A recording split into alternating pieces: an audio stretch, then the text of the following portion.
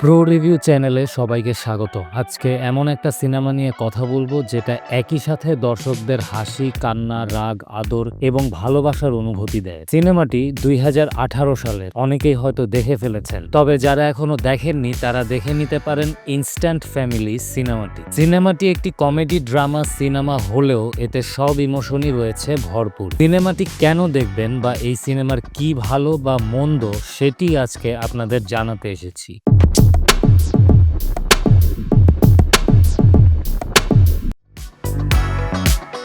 শন and এলি নামের এক সুখী দম্পতি সিদ্ধান্ত নেয় তাদের জীবনকে আরও একটু পূর্ণতা দিতে, এবং সেই লক্ষ্যে তারা ফস্টার কেয়ারের মাধ্যমে 3টি বাচ্চাকে দত্তক নেওয়ার পরিকল্পনা করে। তাদের এই সিদ্ধান্তটি আপাতদৃষ্টিতে খুবই সহজ মনে হলেও যখন তারা লিজি, জোয়ান এবং ফ্রানির মতো 3 ভিন্ন চরিত্রের বাচ্চার অভিভাবক হয়ে ওঠে, তখন তাদের জীবন নানা অপ্রত্যাশিত মোড় নেয়।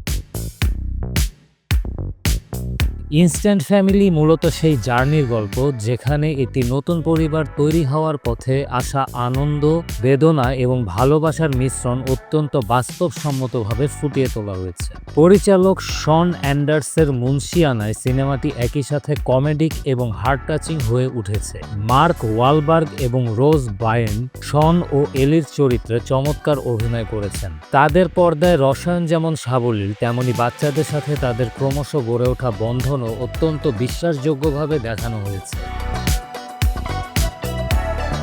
বিশেষ করে লিজির চরিত্রে ইসাবেলা মোনে, জোয়ানের চরিত্রে টাইরেল জ্যাকসন উইলিয়ামস এবং প্রাণীর চরিত্রে জুলিয়ান্না গামিজ অসাধারণ অভিনয় করেছে। প্রতিটি বাচ্চাই তাদের স্বতন্ত্র বৈশিষ্ট্য দিয়ে দর্শকদের মন জয় করে নেয়।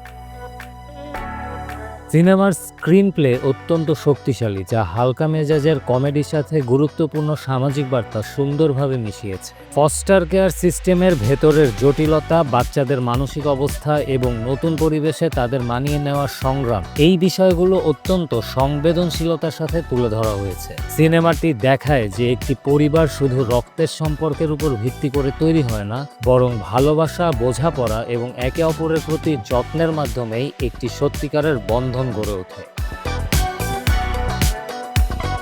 ইনস্ট্যান্ট ফ্যামিলিতে কিছু মজার মুহূর্ত যেমন রয়েছে, তেমনি এমন কিছু দৃশ্য রয়েছে যা দর্শকদের চোখে পানি এনে দিতে পারে। তবে সিনেমার মূল সুরটি ইতিবাচক, যা দর্শকদের একটি ওয়ার্ম এবং হোপফুল ফিলিংস দিয়ে শেষ হয়। যারা পরিবার এবং সম্পর্কের গুরুত্ব বোঝেন অথবা যারা ফস্টার কেয়ার সিস্টেম সম্পর্কে জানতে আগ্রহী, তাদের জন্য এই সিনেমাটি অবশ্যই দেখার মতো। এই সিনেমার মন্দ দিক বলতে তেমন কিছু নেই।